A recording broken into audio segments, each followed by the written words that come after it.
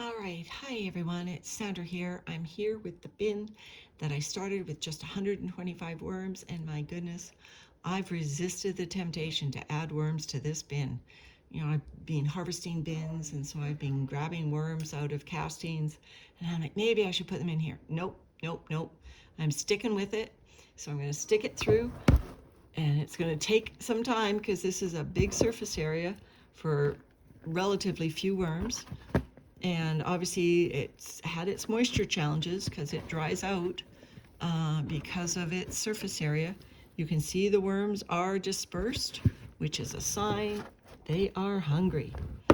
And so this corner here is where I fed last. No, I fed last in the center. This is where we had that avocado shell, and there it still is, probably full of castings now, but still worms in it. So they're probably licking the sides of it clean, so I'll let them do it. The last time I fed was in the center, so let's turn that over. The material's getting denser, so shows me that the castings are accumulating. There we go. So here's my last feeding zone, complete with worms in it. There's a Kleenex I just tucked in there for carbon. Most of this bin is just shredded cardboard for carbon, but I obviously put a Kleenex, and there's a little bit of egg carton here that I've been using to mark my feeding zone. So this is a new bin for people that want to just start a bin and don't want to order a pound of worms, either the expense or just they live somewhere that's not available to them. This is what a new bin would look like with just 125 worms. You may be able to get those from a compost pile. You may be able to get them, especially a manure pile, not earthworms, but compost worms, or you may be able to get them from a bait shop, depending where you live. So I'm just mixing this up to distribute the moisture a little bit better.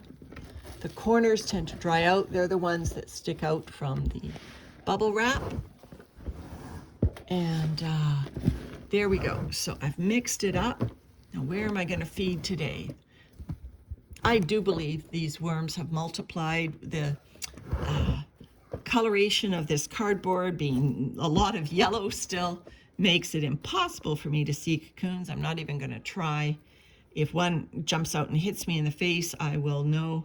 Honestly, I guess I could look for juveniles, would be another way to verify that the worms are breeding, but why wouldn't the worms be breeding? I'm doing pocket feeding, so I'm bringing them all together.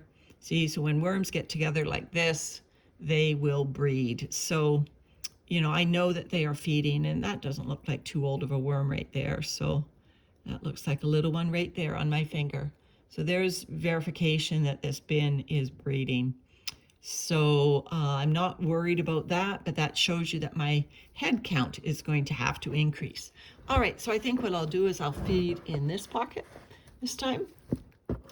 Oh, and there's a nice piece of brown paper and an avocado pit to start us off. So what I've got for the feeding is I've got some pulverized food, and I've just added some carbon to it.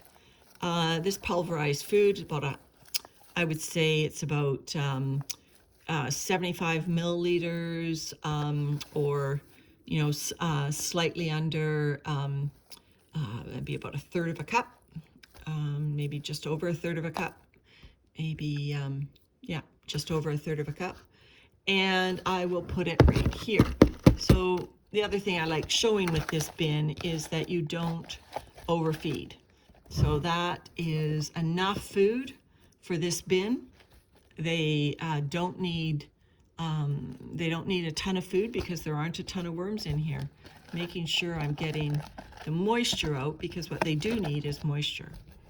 Moisture will ensure that these worms breed and are happy. And I'll try to break this up. It's just the remnants of something that I thawed. There we go. It's breaking up now. The reason I want to break this up is if you leave it in big dense clumps, especially pulverized food, you're inviting other critters to come in to get it before the microbes will break it down for the worms, because the microbes can't get to the center of that clump when it's thick like that. So the microbes can only attack the surface areas.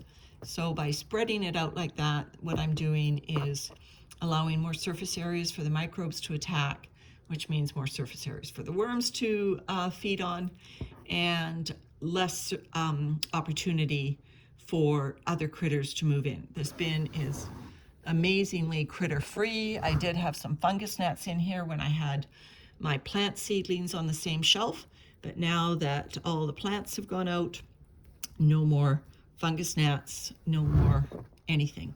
All right, so there's our feeding in our new bin for my neighbor.